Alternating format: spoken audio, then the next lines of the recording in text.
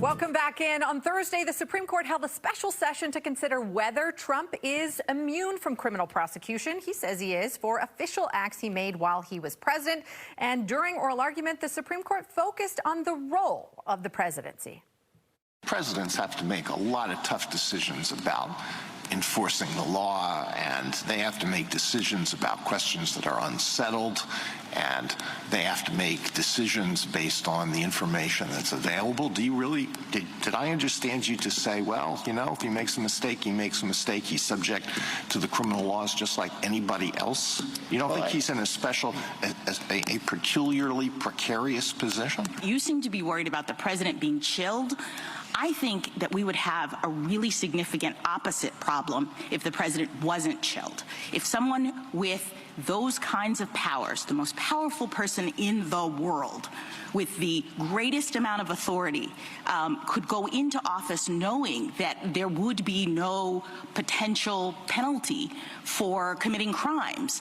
I'm trying to understand what the disincentive is from turning the Oval Office into, the seat of criminal activity in this country. Joining us now to talk about oral argument, Kelsey Reichman, the Courthouse News Service reporter who was there for the nearly 3 hours of it. Off the top, do you have a readout of where you think the court's leaning here? No, I think that's really notable that they spent almost 3 hours looking at this issue, and it didn't seem like they were any closer to a solution. There wasn't any. It didn't seem like they wanted to give Trump absolute immunity, but it did seem like the justices were interested in some form of protection. Notably, Justice Amy Coney Barrett seemed to show her cards a little bit. She is a Trump appointee, but she seemed to be closer to the government side here. What did you make of what she had to say? Yeah, it was really interesting how Amy Coney Barrett, she tried to get Trump's lawyer to admit that there are certain things within the indictment that aren't official acts, and Jack Smith in the special counsel's office could use those private actions that Trump took and go forward with the trial regardless of what happens with these official presidential actions. So the argument here is Trump says he is immune for official acts as president and that he can't be charged. And there seemed to be some agreement among the justices that there are certain acts that a president can commit, even criminal ones, that are just absolutely beyond criminal prosecution. And those are like core Article 2 powers, right? The right to veto, the right to appoint certain individuals. What did you make of the justices kind of poking around at what that means and the hypotheticals that came up? I think there was real concern from some of the conservative justices, particularly Justice Kavanaugh, about limiting the actions of the administration and putting the White House in this box where a president would be, they would be held.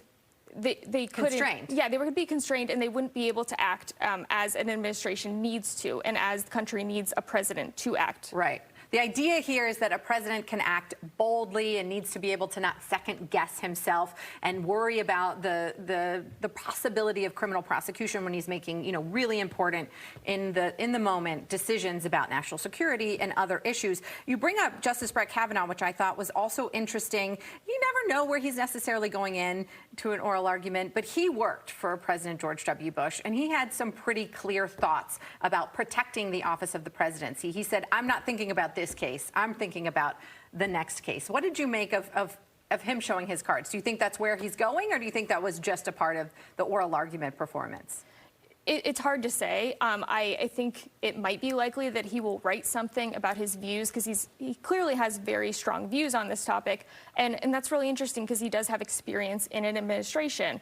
I think it's also interesting that, the liberal justices, they didn't seem as concerned with those type of things, where Brett Kavanaugh was very, very concerned.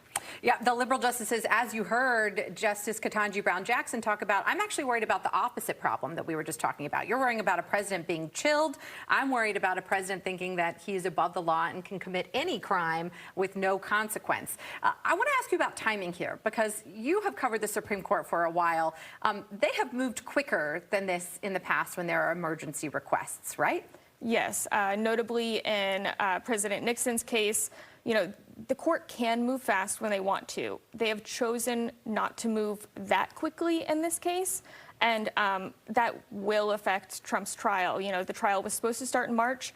it's not clear if it will go forward before the 2024 election. Right. If they send the case back down to immediately go to trial, and you figure there's about 90 days that Judge Tanya Chutkan will give them to go to trial, we're looking at September at the earliest, but it seems like maybe they're going to send it back down. Do you think this is a decision we get at the end of June?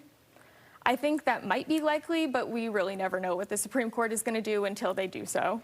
And the Chief Justice asked a number of hypotheticals and really seemed to focus on how do we decide what an official act is. He even referenced asking if they should send it back down to the circuit court for further proceedings, which again would further delay. Do you think he's cognizant that special counsel really wants to move quickly here? You know, it's hard to know. I'm sure he's read the briefs where Jack Smith has urged the court to act fast, but I think sometimes the justices notice the gravity of an issue and they really want to take their time on things. Kelsey Reichman from Courthouse News Service, thank you so much for coming in the studio and joining us.